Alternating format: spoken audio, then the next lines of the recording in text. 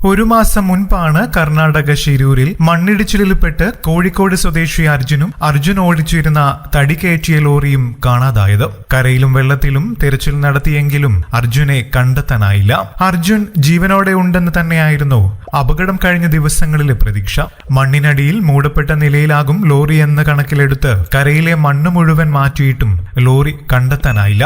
എന്നാൽ പിന്നീട് പുഴയിൽ അർജുന്റെ ലോറിയുടെ സാന്നിധ്യം കണ്ടെത്തിയെങ്കിലും അർജുനെ കണ്ടെത്തിയില്ല.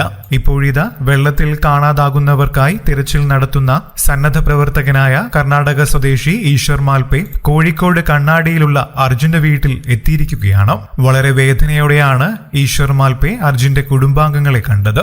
പലപ്പോഴും കണ്ണുകൾ നിറഞ്ഞു. തിരച്ചിൽ നടത്തുമ്പോൾ വലിയ പ്രതിസന്ധികൾ നേരിടേണ്ടി വന്നുവെന്ന് അദ്ദേഹം പ്രതികരിച്ചു. അനുമതി നേടുന്നതിനാണ് ഏറ്റവും പ്രതിസന്ധി നേരിട്ടത്. ഒരു ദിവസം വെള്ളത്തിലിറങ്ങാൻ അനുവദിച്ചാൽ അടുത്ത 2 ദിവസം അനുമതി നിഷേധിക്കും. ഡ്രഡ്ജിംഗ് മെഷീൻ കൊണ്ടുവന്ന് മണ്ണ് നീക്കണം. 5 ദിവസമെങ്കിലും ഡ്രഡ്ജിംഗ് നടത്തേണ്ടി വരും. 30 അടിയിൽ മണ്ണ് അടിഞ്ഞിട്ടുണ്ട്. ഡ്രഡ്ജർ എത്തിക്കാനുള്ള ഫണ്ട് ഇല്ലാത്ത രീതിയിലാണ് കർണാടക സർക്കാരിന്റെ നിലപാട്. കേരള സർക്കാരും വിഷയത്തിൽ ഇടപെടണം. അർജുന്റെ മൃതദേഹമെങ്കിലും വീട്ടിലെത്തിക്കുമെന്ന് അമ്മയ്ക്ക് വാക്ക് നൽകിയിട്ടുണ്ട്.